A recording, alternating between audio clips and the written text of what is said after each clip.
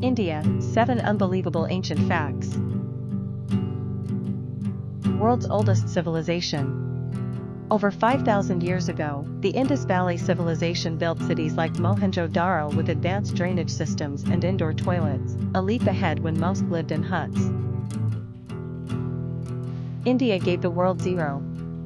The concept of zero, essential for modern mathematics, was invented by the mathematician Aryabhata in India, transforming science and technology worldwide. First university in the world. Takshashila University, over 2,500 years ago, drew students globally, teaching subjects like medicine, politics, astronomy, and warfare. Ancient plastic surgery. Sushruta, known as the father of surgery, performed advanced surgeries such as nose reconstruction more than 2,600 years ago. India was once the richest country.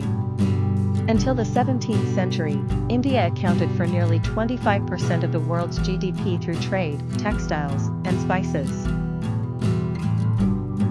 Chess was invented in India.